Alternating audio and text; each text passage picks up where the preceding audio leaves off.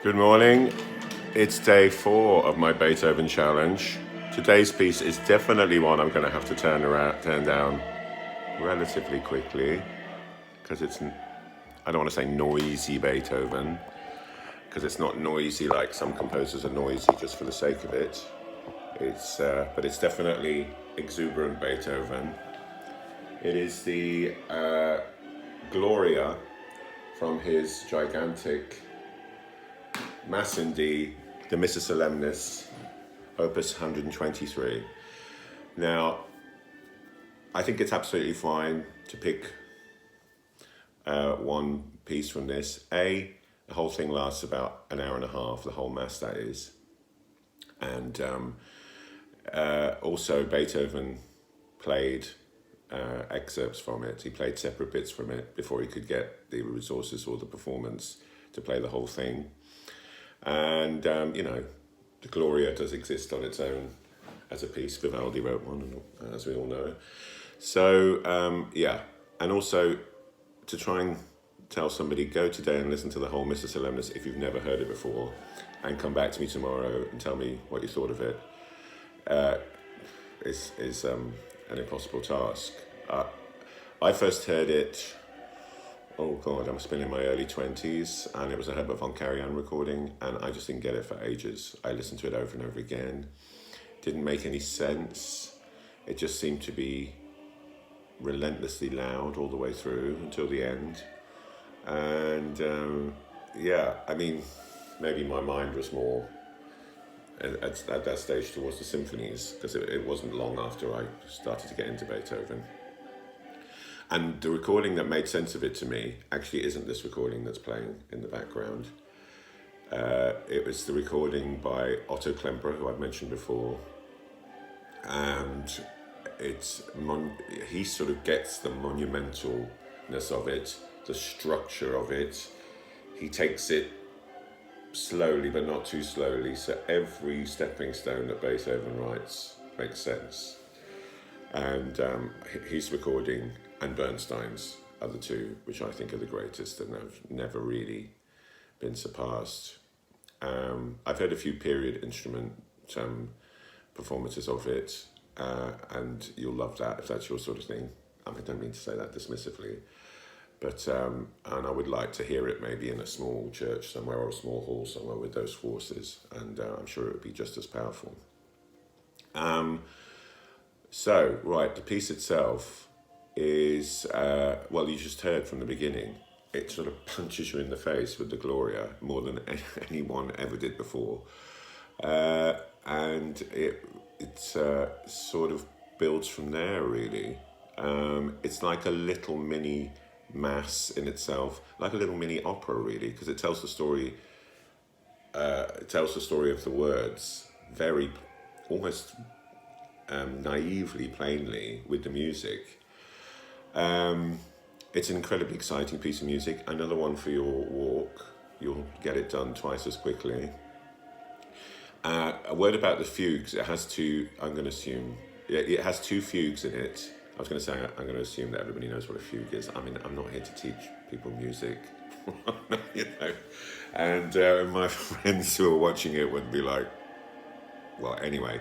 So it's got two giant fugues in it, and they are, incredibly difficult to sing.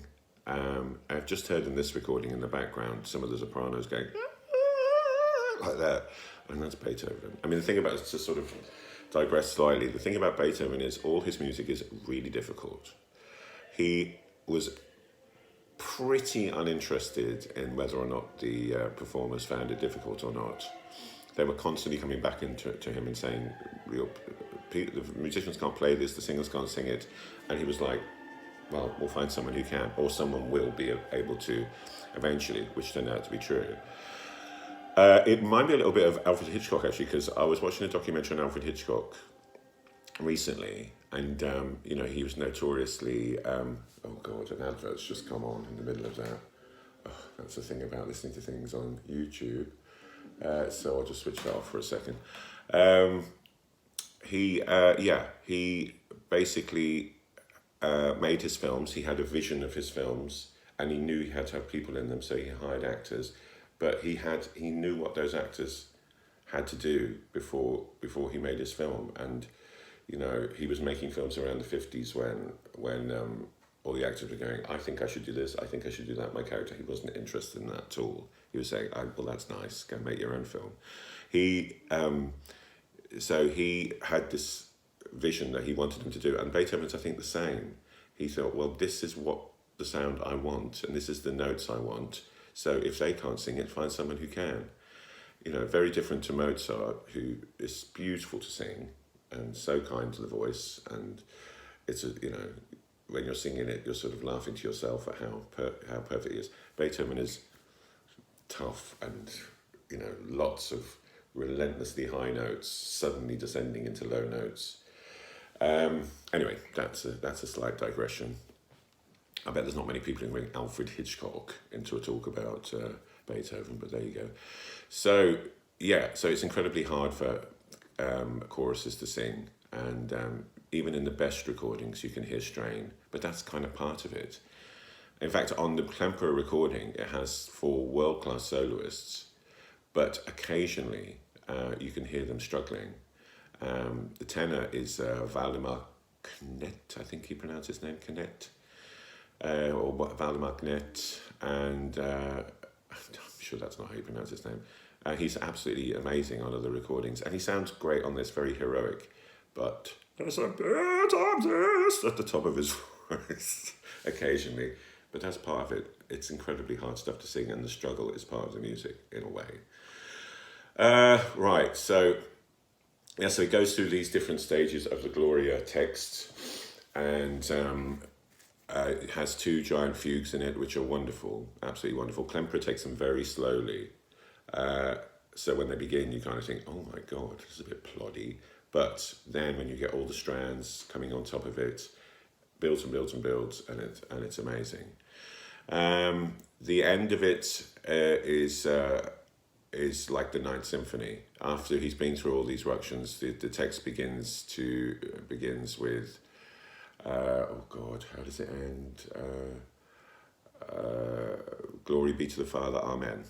God, I remembered that. I was about to pause it and check. Good Catholic boy like me should remember that. And on those words, he just goes into Ninth Symphony mode, and it gets more and more exciting. And you kind of think, oh God, is this going to end? It sounds like it's ending, and it doesn't end, and it builds and builds and builds and builds and builds, and just ends with a lightning bolt.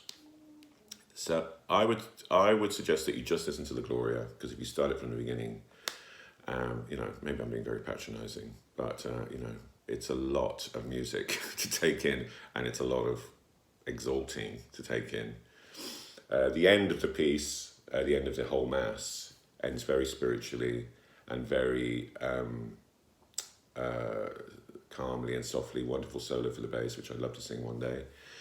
And so it's a great piece of music. And I'll just say one last thing about the whole piece. It ends very strangely, very satisfyingly, but very strangely, with sort of war music, Beethoven's war music coming into it, on